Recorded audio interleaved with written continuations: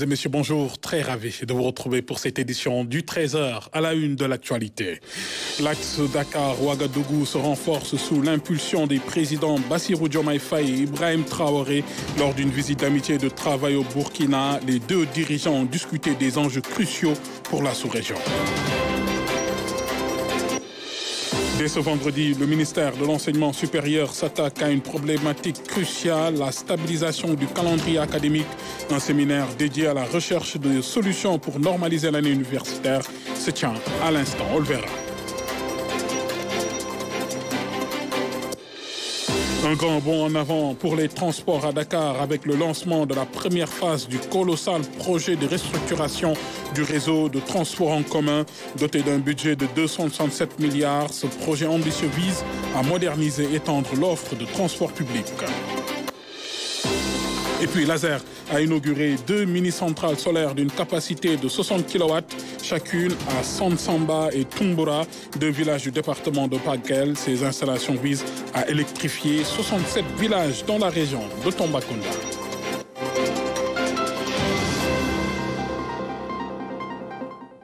Voilà pour l'essentiel du menu de ce 13h. Bienvenue à tous. D'abord, en plus bref, sachez que le chef de l'État a regagné Dakar hier soir, concluant une série de visites d'amitié et de travail au Mali et au Burkina Faso. Ces déplacements illustrent l'engagement continu du Sénégal à renforcer des liens et à collaborer sur des enjeux régionaux clés. Le président Bassirou Diomaye Faye et le capitaine Ibrahima Traoré, président du Burkina Faso, unissent leurs forces pour renforcer l'axe Dakar-Ouagadougou. Lors d'une visite d'amitié et de travail hier au Burkina Faso, les deux chefs d'État ont discuté des défis sous-régionaux. Envoyé spécial Moudou Belem et Oumagné. Ouagadougou, une autre étape qui a également son importance dans les contacts que le président Bassirou Diomaye Faye est en train de nouer avec les voisins du Sénégal. Le voici donc accueilli par le capitaine Ibrahim Traoré avec les honneurs.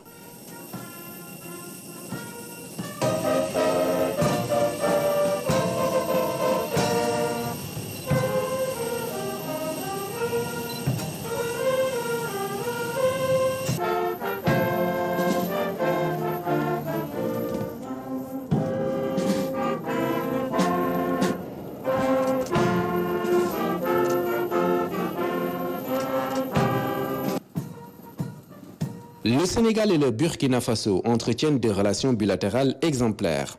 La coopération entre les deux pays frères touche des domaines stratégiques. Les deux chefs d'État ont eu des entretiens dans ce sens.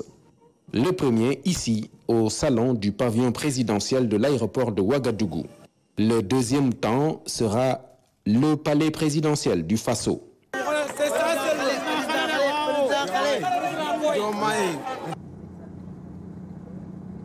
Les présidents Ibrahim Traoré et Bassirou Diomaye Faye ont eu l'occasion d'approfondir leurs échanges. C'est une visite placée sous le signe de l'amitié, de la fraternité, mais c'est aussi une visite de travail. Nous avons des défis communs. C'est aujourd'hui le défi sécuritaire qui est le plus prégnant, le défi de la migration irrégulière, les défis de la lutte contre les trafics d'êtres humains et de trafic de substances illicites. Et ce n'est que dans la concertation, les échanges de renseignements, les opérations conjointes qu'on réussira ensemble à prendre le dessus sur ces fléaux des temps modernes. Je repartirai du Burkina Faso très réconforté de l'ouverture d'esprit et de la disponibilité du président Ibrahim Traoré, mais surtout de sa disponibilité à renforcer avec nous l'axe Dakar-Ouaga pour développer davantage les échanges et la coopération. Nous avons aussi abordé le sujet de la CEDEAO, comme je l'ai fait dans les pays que j'ai visités jusqu'ici. Je comprends aujourd'hui que les positions soient quelque peu figées, mais je perçois dans chacune de ces positions-là, ou les tenants de ces positions, une fenêtre d'ouverture qui peut permettre de nouer un fil, si tenu soit-il, du dialogue. Et c'est pour ça aussi que je profite de ces visites d'amitié et de travail qui sont particulièrement centrées sur la coopération bilatérale pour adresser ces questions-là et dire ma disponibilité à continuer à travailler pour qu'il y ait des plages de convergence qui nous permettent quand même de discuter de ce qui ne marche pas, parce que nous avons la responsabilité historique et l'héritage de nos pères fondateurs par rapport à cet ensemble-là, pour nous battre au sein de la CEDEAO et ensemble pour que la CEDEAO reste ce qu'elle n'aurait jamais dû cesser d'être, à savoir un organe d'intégration qui a été cité en exemple, que nous devons pérenniser, que nous devons renforcer.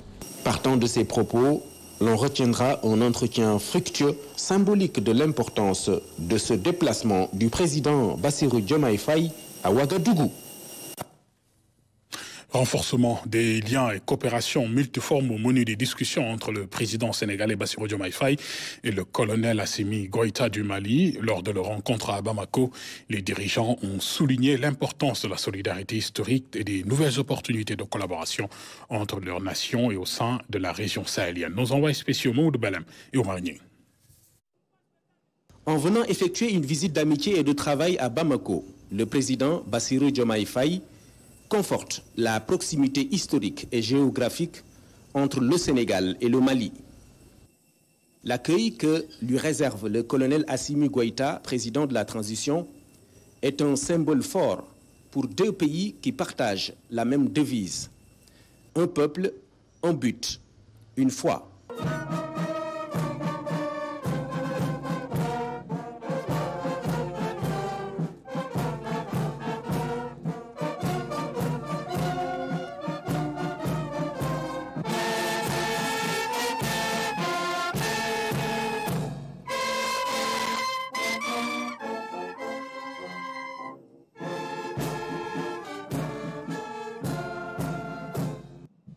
C'est un voyage qui, à l'image de ceux qui l'ont précédé, entre dans le cadre du renforcement des liens historiques de coopération multiforme entre le Sénégal et le Mali, qui restent des partenaires privilégiés, notamment au plan économique. Ils ont été le même pays d'ailleurs pendant quelques mois au sein de la Fédération du Mali. Une réalisation panafricaine qui n'a pu tenir. Mais le président Bassirou Diomaye Faye, qui a l'idéal en bandoulière, peut se baser sur cet élément historique pour consolider les relations séculaires entre les deux pays. C'est de cela qu'il s'agit dans les entretiens que le président Bassirou Diomaye Faye a eus avec le colonel Assimi Goïta au palais de Koulouba. Au-delà du renforcement des relations de coopération bilatérale, les deux dirigeants ont évoqué les questions sous-régionales, notamment le souhait du chef de l'État de maintenir les pays de l'Alliance des États du Sahel dans le giron de la CEDEAO. Le leadership du président Bassirou Diomaye Faye, qui est de la même génération que les chefs d'État de l'AES, pourrait aider à recoller les morceaux. Le président de la transition, le colonel Assimi Goïta, a marqué sa gratitude au chef de l'État, Bassirou Diomaye Faye, pour cette visite qu'il a effectué à Bamako. Le président Bassirou Diomaye Faye réaffirme les liens indéfectibles entre le Sénégal et le Mali, soulignant l'importance historique et géographique qui unit les deux pays. Il a également évoqué son rôle de médiateur au sein de l'AES et de la CEDEAO, une démarche visant à renforcer la paix et la coopération régionale. Écoutez son intervention au micro de nos envoyés spéciaux. Vous savez que le Sénégal partage avec le Mali une histoire unique qui part d'avant l'indépendance jusqu'à la fédération du Mali.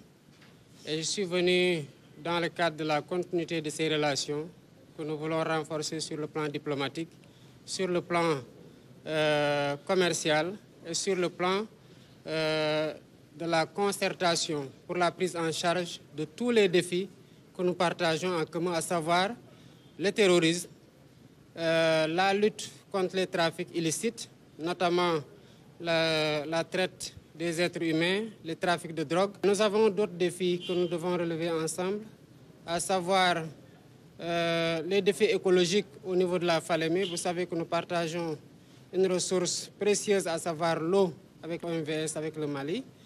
Et nous avons d'autres défis communs liés à la prise en charge des aspirations de nos peuples. Et je me réjouis de l'accueil qui m'a été réservé au Mali, ainsi qu'à la délégation qui m'accompagne.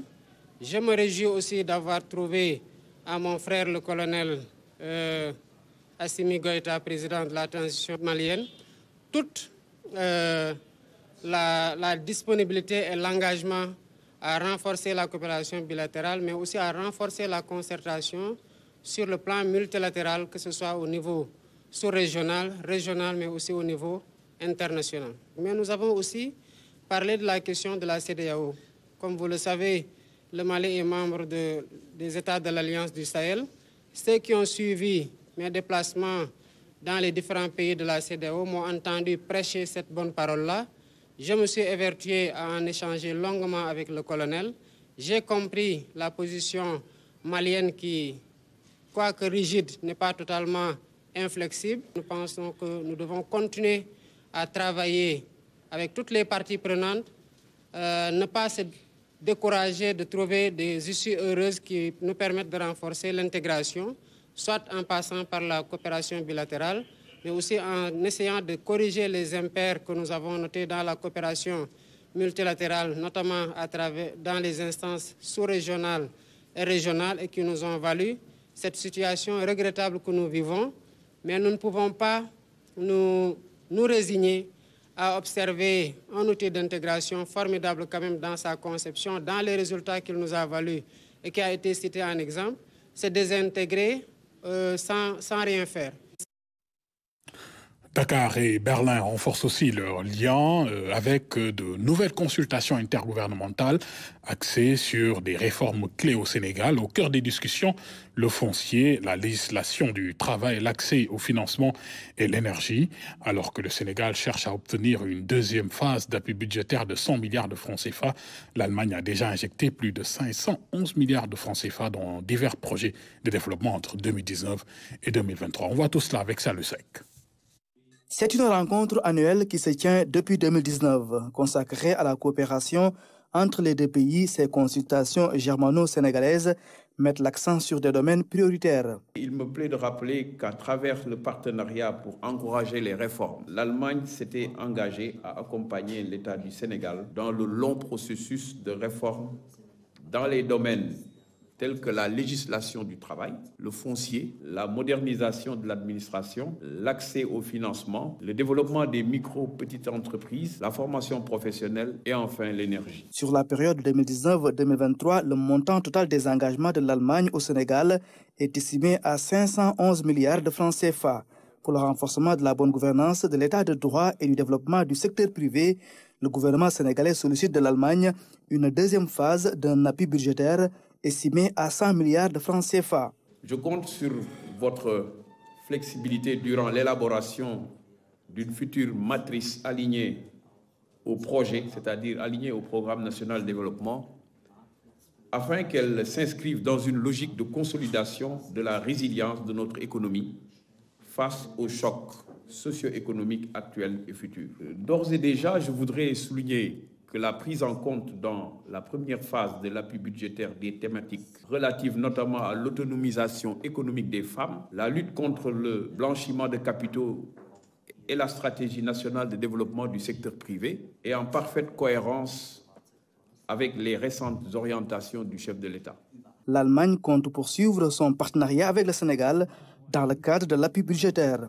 Cet appui budgétaire est un instrument qui est tout à fait différent d'un simplement appui à des projets individuels et est basé sur plus de partenariats et sur plus de respect parce que il se base sur la confiance en le gouvernement partenaire que ce gouvernement partenaire met en œuvre les réformes qu'on a accordées. Et pour cela, sont nécessaires des indicateurs. Et lorsque des indicateurs ont été remplis, on peut donc débourser les fonds et les mettre à la disposition du budget sénégal. Durant 2 jours, l'état de la coopération entre le Sénégal et l'Allemagne sera passé en revue et les échanges vont porter essentiellement sur tout ce qui a été fait en termes d'appui budgétaire. Face aux perturbations récurrentes du calendrier académique, le ministère de l'Enseignement supérieur, de la Recherche et de l'Innovation lance un séminaire crucial ce vendredi. L'objectif est de trouver des solutions durables pour stabiliser le calendrier académique avec des discussions programmées du 3e lundi d'octobre au dernier samedi de juillet. Explication avec Céline Lunfal.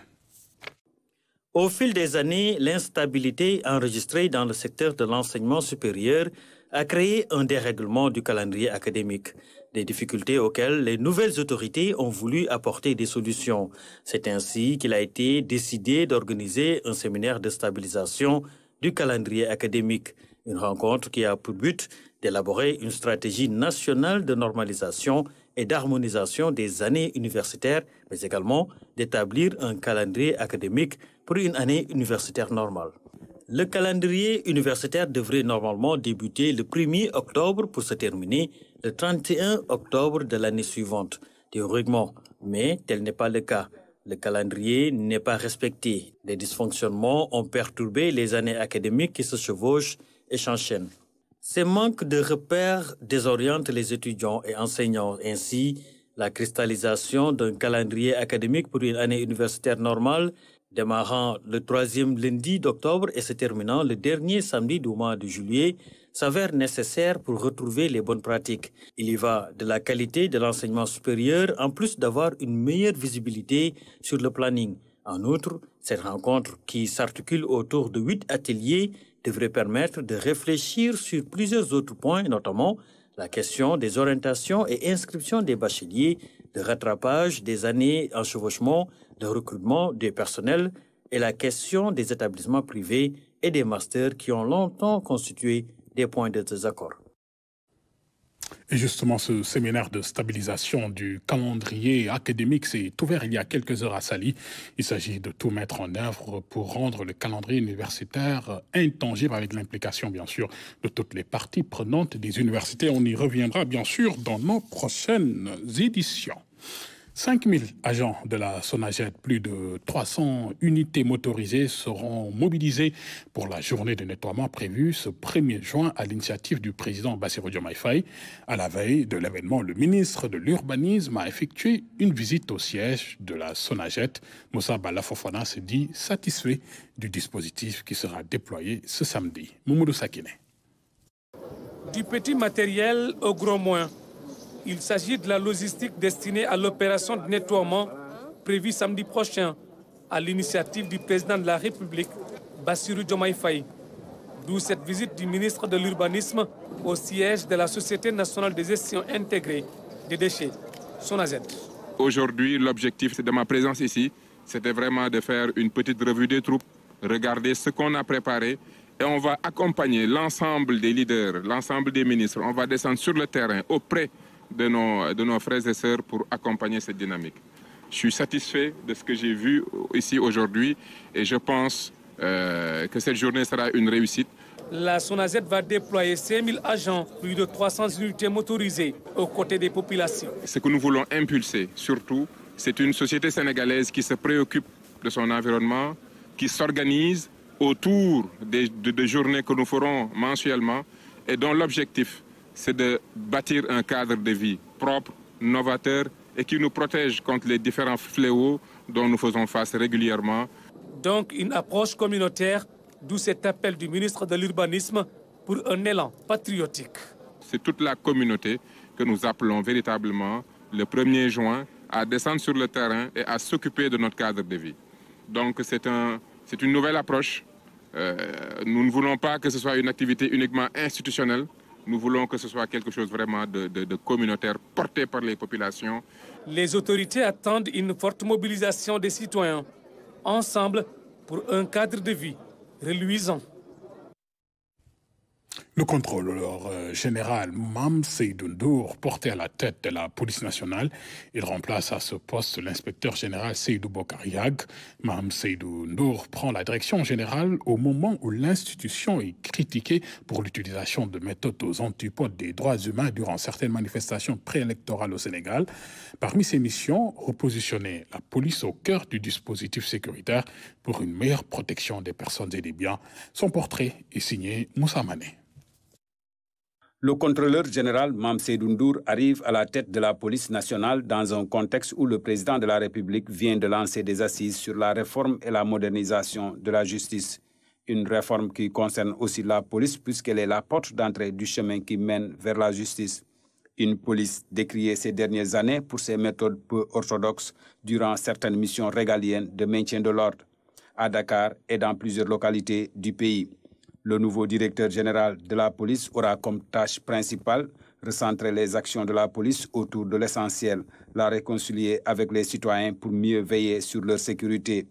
Décrit comme un homme travailleur, sérieux et pieux, il était depuis 2019 à la tête de la direction de la police de l'air et des frontières d'EPAF.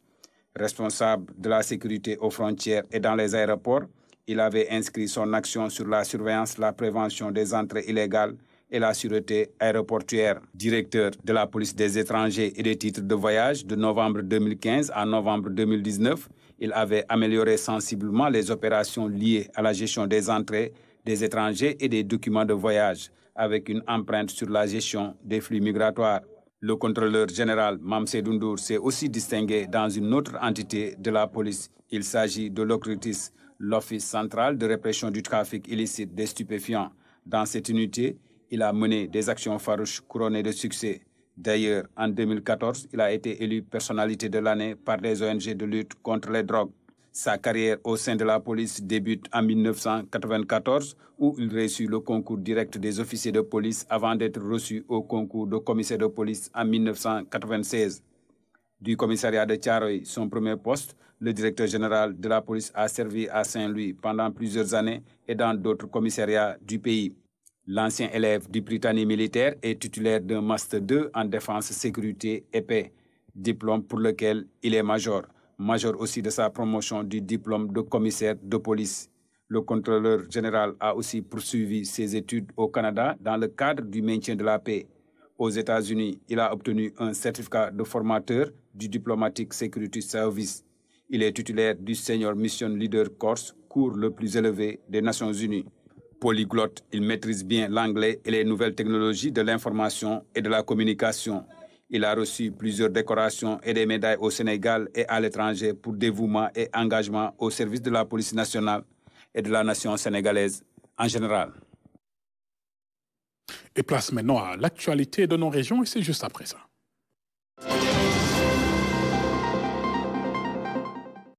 Début prometteur pour la transformation du réseau de transport en commun à Dakar avec le lancement de la première phase du projet ambitieux étalé de 2023 à 2026. Un investissement colossal de 267 milliards de francs CFA financés conjointement par le gouvernement du Sénégal et la Team Europe vise à moderniser et étendre l'offre de transport public dans la capitale et au-delà. Phénomène Constance Diagne. Plus de 2 ans et demi et 2 semaines après les mises en service respectives du TER et du BRT, le gouvernement du Sénégal enchaîne avec un nouveau projet de transport public pour motif. La seule option, c'est d'opérer un changement de paradigme en privilégiant la mobilité collective et active. La mobilité collective, parce que c'est le seul moyen de répondre aux exigences d'une capitale viable et vivable. Je disais, on est seulement à 30 véhicules pour 1000, des pertes économiques de 900 milliards annuellement et une fonction circulatoire, ça veut dire des espaces aménagés du réseau routier qui ne couvrent que 15% de nos superficies, au lieu de 30% à 40%. Ce projet de restructuration globale du réseau de transport en commun de Dakar vient en complément au BRT et au TER. La première phase permettra la mise en place de 14 lignes sur 222 km, 15 terminus, 30 km de voirie et 2 ateliers dépôts à Ouakam et Keur-Massar, en plus de 400 bus au gaz. Au fond, au bout du compte et dans tout le bout de la chaîne, c'est la satisfaction des usagers qui sera le seul et le principal indicateur de réussite ou pas réussite de ce projet. En plus de garantir la viabilité des investissements sur les transports de masse existants, ce projet vient renforcer l'offre de transport urbain tout en promouvant un développement économique inclusif, surtout chez les opérateurs de transport. Je voudrais dire que l'ambition des autorités est de développer des champions nationaux en matière de transport. Comme vous le savez, dans le cadre du BRT, les opérateurs sont actionnaires. Aujourd'hui, cet actionnariat est porté par le FONSIS, mais à terme, ce sont les opérateurs privés nationaux qui sont actionnaires dans le projet BRT. Et ce projet, je suis heureux de l'annoncer, est un projet qui est fait pour les opérateurs privés et pour la Société nationale Dakar Dem Dikk. À long terme, le projet prend en charge aussi les autres régions du Sénégal. Dakar polarise plus de 20% de la population, 80% des activités économiques, mais nous ne devons pas, en tout cas, nous focaliser seulement sur Dakar. Nous devons aussi développer des systèmes de transport modernes dans les régions pour que ces régions aussi puissent être attractifs et aussi, en tout cas, contribuer comme il se doit au développement économique et social du pays. Nous ne nous arrêterons pas là. Dans ce même esprit, le gouvernement allemand a déjà alloué des fonds supplémentaires pour moderniser également les transports en commun dans d'autres villes du Sénégal. Et en tant que représentant de la KfW, je me réjouis à la perspective de poursuivre cette coopération fructueuse avec nos partenaires sénégalais et avec nos partenaires européens dans les régions. Améliorer les conditions de déplacement des usagers, accroître la contribution des transports dans le développement économique du pays, seuls objectifs de ce projet de grande envergure. L'implication de tous les acteurs est souhaitée pour sa réussite. Et puis, Laser inaugure 2 mini-centrales solaires à Sansamba et Tumbura, renforçant l'accès à l'électricité dans le département de Bakel. Ces installations d'une capacité de 60 kW chacune font partie du projet ambitieux Gov Azer, 300 villages visant à électrifier 67 villages dans la région de Tambacounda. Tidiane Cissé. Des tam-tams, des chants et des danses pour manifester leur satisfaction et leur contentement. Ici, nous sommes à 110 villages situés dans le département de Bakel. Ces populations ont réservé un accueil chaleureux à la délégation de l'Agence sénégalaise d'électrification rurale qui vient de réaliser cette mini-centrale solaire de 60 kW, une réalisation qui s'inscrit dans le cadre du projet Azer 300 villages. Je tiens à remercier vivement les populations de l'arrondissement de Kéniaba, en particulier celles de la commune de Tumbura, pour leur accueil chaleureux et leur mobilisation remarquable. La réalisation de ces mini-centrales dans ces contrées périphériques, distantes du réseau électrique de la Sénélec, découle de l'option stratégique de l'État, appuyée par ses partenaires, d'assurer une production forte d'énergie, durable et à moindre coût, indispensable au développement de nos terroirs. Pour simplement une glace pendant le mois de Ramadan, nous on faisait 60 km et on payait la glace à 500 francs l'unité. Avant la réalisation de ces 2 centrales, pour faire uniquement un éco pour les femmes, je dis bien, il faudra faire un déplacement de 60 km, aller jusqu'à Kidira ou bien à Goudiri. C'est des choses qu'on pourrait magnifier. Remercier aussi l'État du Sénégal. Je voudrais que vous soyez nos porte-parole auprès de l'État central pour lui transmettre notre joie, notre satisfaction et notre gratitude pour ce joyau qui vient changer positivement la vie des populations de ces villages. Après Sansandine, direction Tumbura, dans cette localité d'un peu plus de 1300 habitants, l'Agence sénégalaise d'électrification rurale vient également de mettre à la disposition des populations une mini-centrale de 60 kW, une infrastructure qui était prévue au début dans le cadre du projet d'électrification rurale du PUDC. S'éclairer pour améliorer les conditions de vie des populations, s'éclairer en faisant de l'économie, voilà la belle trouvaille que la commune de Tumbura vient de posséder.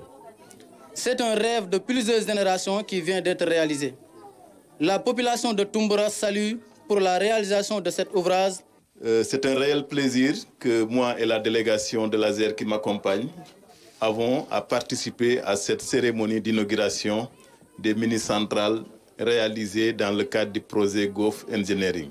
Il s'agit d'un projet de réalisation de 300 mini-centrales dans lequel le gouvernement sénégal a consenti de grands efforts en mobilisant 79 milliards de francs CFA. Et à terme, nous allons réaliser 373 localités. Ici à Tumbura, comme à Sansanding, c'est des mini-centrales de 60 kW qui ont été réalisées pour répondre aux attentes des populations. Depuis 2015, nous avons consacré d'énormes efforts dans la région de Tambacounda en mobilisant plus de 40 milliards pour électrifier près de 400 localités dans l'ensemble de la région de Tambacounda pour relever le taux d'électrification au bénéfice des populations rurales. Ces dernières années, l'Agence sénégalaise d'électrification rurale a mis en place plus de 6 projets d'électrification pour permettre aux localités éloignées de la région de Tambacounda de bénéficier d'une énergie verte à moindre coût. Des projets qui ont permis aujourd'hui, selon l'ASER, de desservir 562 300 habitants dans plus de 230 villages. Ainsi va l'actualité de ce vendredi après-midi, mesdames et messieurs. Merci de nous avoir suivis. Merci de votre attention et de votre fidélité. Je vous souhaite une agréable journée. Et à demain.